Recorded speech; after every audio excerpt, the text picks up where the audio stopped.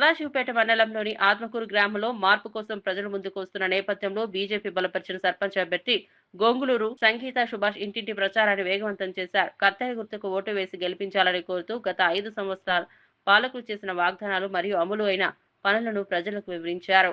గోంగులూరు సంగీత సుభాష్. నేను ఆత్మకూరు నుండి బీజేపీ తరపున పోటీ చేస్తున్నాను. సంగీత సుభాష్. నేను ఆత్మకూరు నుండి బీజేపీ తరపున పోటీ చేస్తున్నాను సర్పంచ్కి. దయచేసి అందరు నాకు ఓటు వేసి గెలిపించగలరని కోరుచున్నాను. కత్తెర గుర్తుకే మన ఓటు. ఈరోజు గ్రామ ప్రజానీకానికి తెలియజేసేది ఏంటంటే, ఈరోజు గతంలో చేసినటువంటి పాలకుల పాలనను మీరు అందరూ కూడా చూసిండ్రు. ఈ ఒక్కసారి భారతీయ జనతా పార్టీ బలపరుస్తున్నటువంటి గొంగళూరు సంగీత సుభాష్ గారికి అవకాశం ఇచ్చినట్లయితే అభివృద్ధి అనేది ఏందనేది మేము చేసి చూపెట్టడానికి సిద్ధంగా ఉన్నాం. ఎందుకనంటే ఇంతకుముందు సుభాష్ చెప్పిండు, ఆత్మకూరుకి దాదాపు 2,75,00,000 రూపాయల చిల్లర ఫండ్ వచ్చింది.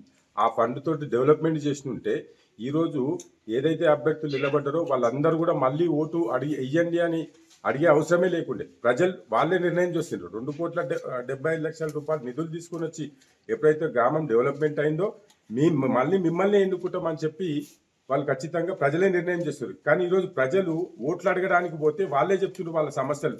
మా ఇంటి ముంగట మోరి కట్టలేదు, మా కాలనీలో రోడ్డు వేయలేదు, మా స్తంభాలకు లైట్లు లేవు.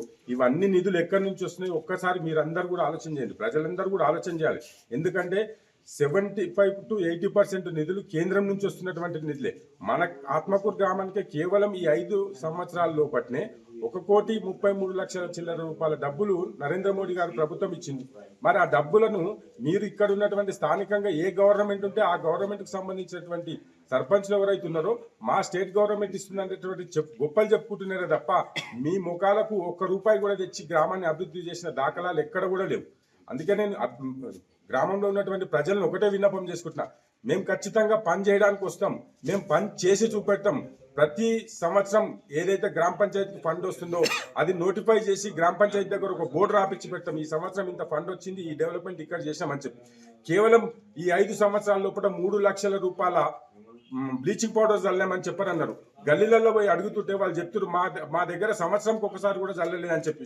మీరందరూ కూడా ఇది గమనించి ఈరోజు మన సంగీత సుభాష్ వాళ్ళు సర్పంచ్ అభ్యర్థిగా మేము నిలబెట్టడం జరిగింది. మీరందరూ కూడా వాళ్ళని గెలిపించినట్లయితే, కత్తెర గుర్తు కోటేసి గెలిపించినట్లయితే అభివృద్ధి చేసి చూపెడతామని చెప్పి గ్రామస్తులందరికీ మేము సవినయంగా విన్నవించుకుంటున్నాము. భారత్ మాతాకి.